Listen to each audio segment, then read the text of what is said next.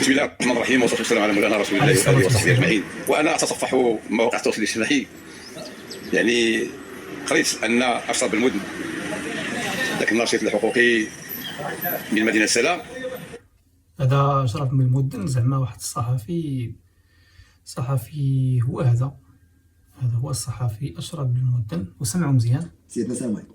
البرلمان المغربي الاغلبيه تدافع عن القطط وتقدر توصل القطط للبرلمان، والمعارضه تدافع عن الكلاب، والكلاب احسن من المواطنين. المهم هذا هو أشرف بن المدن اللي كيهضر عليه السيد بوعرفة. وهذا السيد بوعرفة هو الأخ ديال الكاتب العام السابق لعملة إقليم سيدي سليمان اللي أنا كنتمي لهذه الحفرة السعيدة. سمعوا شنو غايقول مزيان، سمعوا قمة التناقض في الأشياء وفي القيم وفي المبادئ لهاد الناس هادو.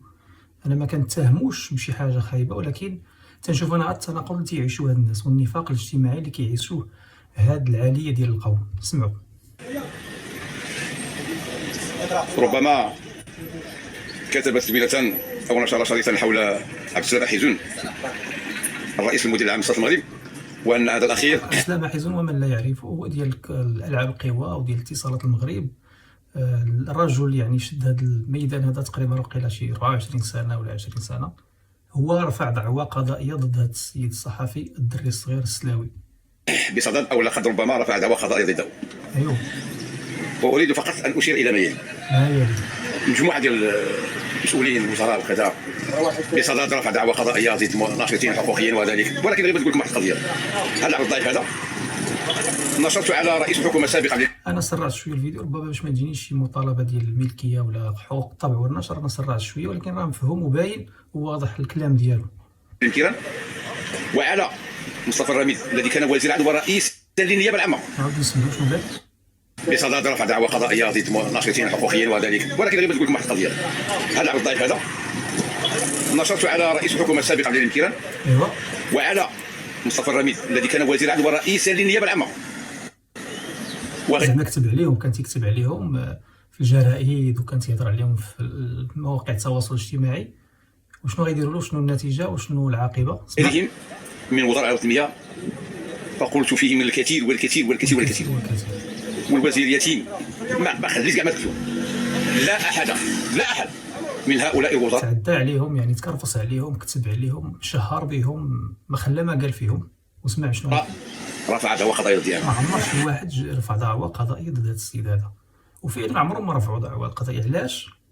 حيت خالتك في العرس، يعني عندك شي واحد مثلا كيكالي عليك، انت خوك غير كاتب عام، يعني وظيفه اداريه محضه، يعني ماشي شي قوه، ماشي شي تاثير عند السيد الاخ ديالك.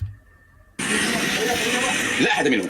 اكثر من هذا ان رئيس الحكومه واكثر من هذا دائما هذه المصطلحات اللي كتلقى عنده تكوين اشتراكي ولا تكوين ديال الاستقلال واللي كان داخل في الاحزاب الكلاسيكيه التقليديه، كتلقى عندهم هذا المصطلح. واكثر من هذا وربما كذا، دوك المصطلحات الشائعه اللي كتدور بيناتهم هذه اللي كيستعملوها وكيوظفوها في الخطابات ديالهم وفي الحوارات ديالهم. واكثر من هذا، اي واحد قال لك اكثر من هذا تسنى منه بحال هذه الهضره هذه.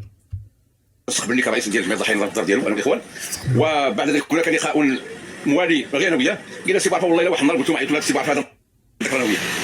ومؤخرا كنت عنده بغى يعرفه، واخا كتب عليه وشهر به يعني تكرفص عليه في مواقع التواصل في الصحف والجرائد. وما ادراك ما الجرائد اللي كانت معروفه في عهد الحسن الثاني وفي البدايه ديال عهد محمد السادس. وما ادراك ما ديك الجرائد. ومع ذلك ما عمر شي وزير عيط له ولا شهر ولا كتب به او لا دفع له شكايه ضده وداه يعني المحاكمات وكذا. اسمع الهضره ديالو. وغير البارح تواصلنا في الهاتف انا وياه. وتتواصل معاه. ما عمري سمعت على الراجل انه تقلق ودار وكذا وكذا وكذا. يعني دابا رساله للشعب، يعني الا بغيتي تشهر ولا بغيتي مثلا تولي عندك علاقه مزيانه مع شي مسؤول كبير في هذه البلاد هذه، خصك ضروري تكرفص عليه. ايوا نوض تكرفص على شي واحد باش يتكرفص عليك مزيان ويربيك كيف ما تيترباو دابا الاخوت.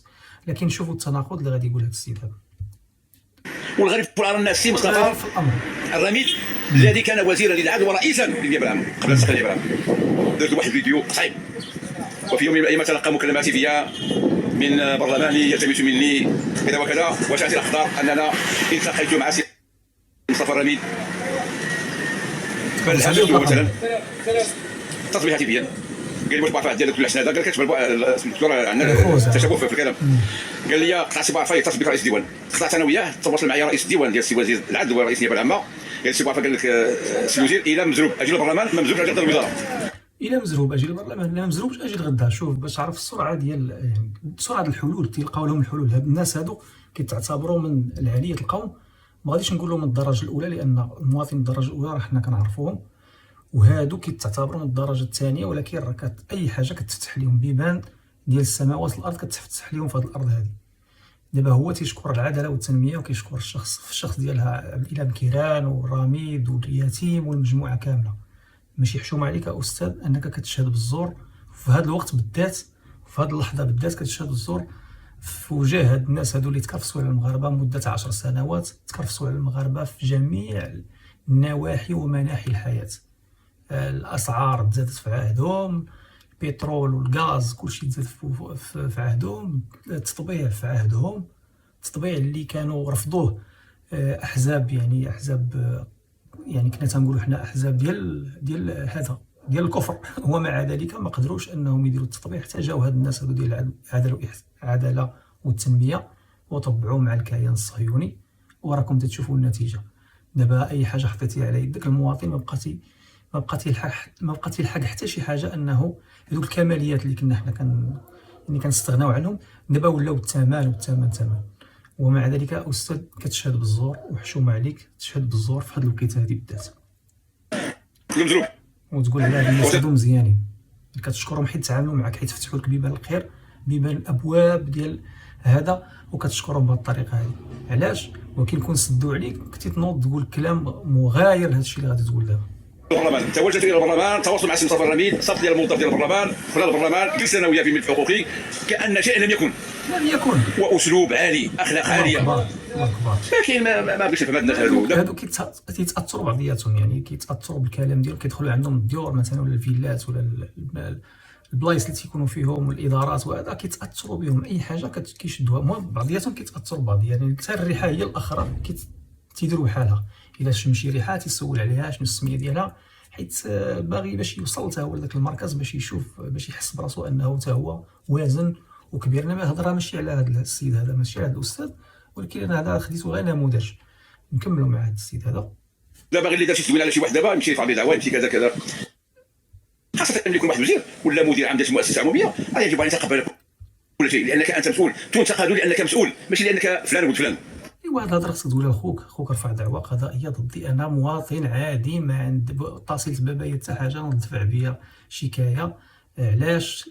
قال لك اسيدي انا كتبت عليه وكتبت على شي حاجه في العائله ديالو، هذا نادفع. خصك تكون هاد الهضره خصك تقولها لخوك، لان حتى خوك كنتي حتى هو كان في موقع حساس، واحد الاداره عموميه، ومع ذلك ناض دعا مواطن عادي. انت كنتي عارف هذا الملف هذا، وكنتي عارف هذه القضيه هذه، وهذه القضيه هذه معروفه عند اي بلاصه في اي عماله في المغرب، كانت معروفه بان السيد فلان الفلاني دعا مواطن من الشعب، من يعني كيف ما كان دعا هو انيني على واحد التدوينه، على واحد الخبر في الجريده ديال رشيد نيني، وخدا بالمقابل ديال 20 مليون، دارت بوم في المغرب، وموراها مباشره دعاني انايا، درت تدوينه ماشي عليه لا تمت باي صله للسيد الكاتب العام الاخ ديالك، ومع ذلك انا دعاني.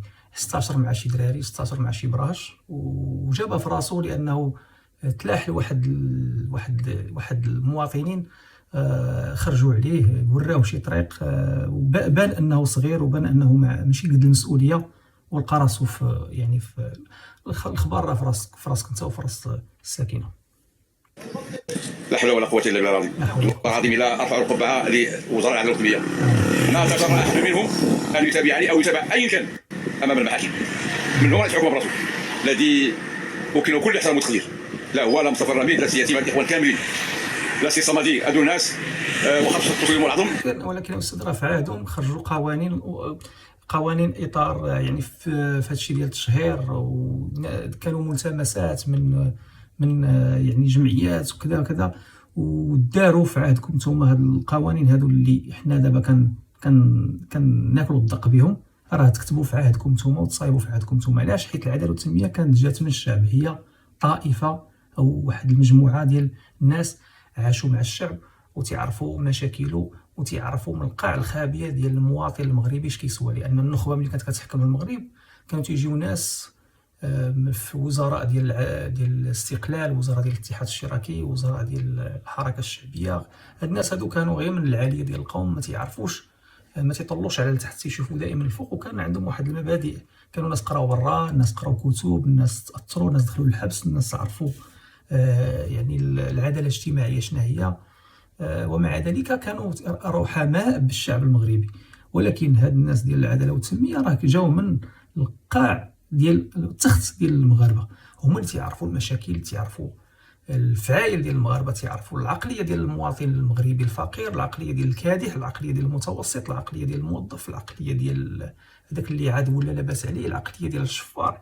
يعني هاد الناس هادو بحال نقولوا حنا كانوا يعني داروا التحليل النفسي للمواطن المغربي، وقدموا هذا المشروع هذا للناس اللي تيحكموا، قالوا لهم ويلي نتوما ماكم صحابوش هادو خالعنكم، ما يخلعوكمش هادو، حنا غنوريكم شنو غاديروا للشعب المغربي. وفعلا تعطات لهم فرصه ديال 10 سنين، ما تعطات حتى شي حزب اخر، وداروا فينا ما بغاو، والنتيجه حنا كنعيشوها وتتعيشها انت استاذ، وما تكذبش على راسك، انت كتعيش هذه النتيجه هذه المؤلمه والمؤسفه في آن واحد. كيقول لك اودي وتمر الايام ومرت الايام والحمد لله، هناك مصالحه، هناك كذا الى اخره، لا حول ولا قوه الا بالله العظيم. لا كنتي تهز التليفون تعيط لخوك تقول له الاخ ديالي الله يعطيك الستر حشوم عليك، هاد النصيحه اللي كتنصح بها دابا الناس وكتنصح بها حيت تعطيو نتوما كتكبروا الزماحه غير البراش. دابا انت اشرف من المده، انت هو نعتبرو انا صحفي مع احترامي لهاد السيد هذا، ولكن راه لا يطربني، كيهضر في مواضيع خاويه ما عندها حتى شي معنى، ما كتقيسش نبض المجتمع. هاد النصيحه كنتي تنصح بها خوك، تقول له خويا الله يعطيك السر، داك السيد ما دار حتى شي حاجه، ونشوفوا كاع نعيطوا له ونتصلوا به، ولا نشوفوا شي وسيط يعيط له. الوسطاء راه كثار في هذه المدينه هذه السعيده، ونعيطوا له نشوفوا شنو كاين، ونشوفوا هاد لو مالونطوندي، نحاولوا اننا نلقاو الحل الوسط. وانت موظف هذا ما تسيش السمعه ديالك، وما تسيش الوظيفه ديالك والكرسي ديالك، هو مثلا مواطن الله يحسن العوار، عنده وليدات وكذا كذا، ما نسيئوش ليه، وما نكونوش عاوتاني نموذج، لان الناس اللي كيأذيو الناس راه ماشي اخوك اللي اذاني، راه انت تاذيتيني، الاسره ديالكم كامله ديال بوعرفه اذاتني انايا. علاش ما عرفتيش؟ نقول لك انا علاش، والدليل على انك كتعرف القضيه ديالي هو ان نهار هضرتي على الموستاج والعمل، وهضرتي على المشاكل ديال المدينه والفساد، المغاربه ولاد سيدي سليمان كاملين نقزوا عندك الصفحه ديالك، ما كناش نعرفوك، ولكن بنتي عندنا من خلال الترافع عن قضايا سيدي سليمان. وحنا ولاد سيدي سليمان معروفين ان اي واحد تيهضر علينا وتيهضر على مشاكلنا تنبغيوه من قلبنا هذا. انا صيفط لك الانفيتاسيون من الاوائل اللي صيفط لك الانفيتاسيون، ماشي حيت عجبتيني ولا الاسلوب ديالك رائع ولا شي حاجه عمري ما سمعتها، انا قلت يعني انت مدافع ومنافع على القضايا، نعاونوك ونهزو بك كما تنقولوا، نهزو بك الاعلام ونشهروك. ومع ذلك ما قبلتينيش، وقبلتي الناس اللي صيفطوا لك الانفيتاسيون مورايا انايا. قبلتي ناس اللي صيفطوا موراك، انا من الاوائل وما قبلتيش تقبلني، حيت كنتي عارفني، واخوك قال لك هذاك ما تقبلوش ابدا، ما تدخلوش عندك، لان الكلام ديالو تيزوي، الكلام ديالي تيزوي. المدن كيدير تدوينه، كيروح بدعوى قضائيه، كيطلع بها هذا وكذا وكذا وكذا، اللي ما بغاش يتنتقد ما ياخذش المسؤوليه. بحال خوك غير دابا بين قوسين هاد رؤساء الجماعات الملكيه دابا اللي جابوا صفر الميزانيه، راه خصكم اولا اول حاجه ديروا تستخدموا فيها الفلوس، وليس خرج العينين وانا درت راه فيك. بما ان النتائج كانت صفر دونك راه فيك، ما نقول. اذا لا حول ولا قوه الا بالله. لا حول ولا قوه الا بالله العظيم. خصنا نقولوها للجميع، اي واحد في موقع المسؤوليه خصو يوقر عليه الشعب. حنا راه هضرنا على مشاكل المدينه، حنا غايرون على هاد البلاد حيت حنا ولاد البلاد. خوك راه جا ومشى، خوك راه دوز 5 سنين ولا 4 سنين وزاد في حاله، الله يعاونو، الله يكثر من امثالو.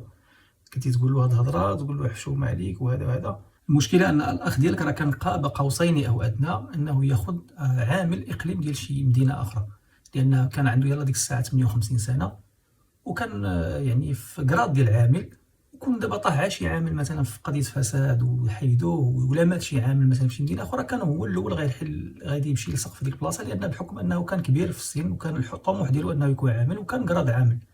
ومع ذلك انه التجا لواحد جوج الناس ولا هذا خرجوا عليه صراحه الله، لانه كان تيتشاور معاهم، واخا هو كان يعني رجل مستقيم، تنعرفوه انه رجل مستقيم وخدام على راسو، يعني داخل سوق راسو، ما تيدخلش في الشبوقات ديال الاداره. هادشي اللي سمعنا عليه.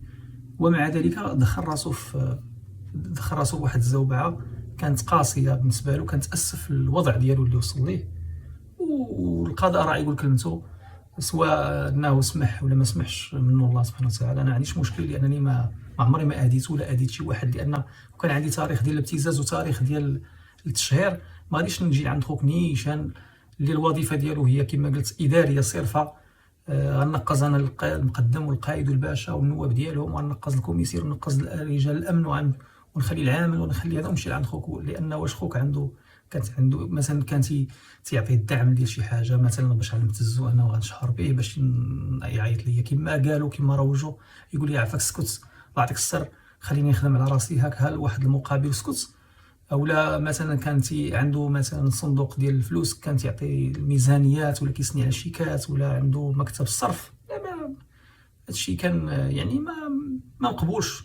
وانا دزت عند الناس ديال القضاء، دزت في النيابه العامه، دزت عند وكلاء الملك، دزت عند الناس في قنيطره ولايه الامن في جوج مرات تما. يعني هاد الناس هادو كاملين ندوز انا عليهم وغندوخهم، يعني ندوخهم بالكلام وغيعطيوني براءه. انا خرجت براءه ابتدائيا، كنشكر المحكمه الابتدائيه اللي عطاتني البراءه، وهو دابا لحد الساعه باقي متابعني سميتو علي باقي متابعني استئنافيا. وديك الساعه غادي نمشيو ونكملوا الحمد لله الدوسي ديالنا. كنتمنى انك تقبل هذا النقد هذا. شكرا للجميع، تبارك الله عليكم.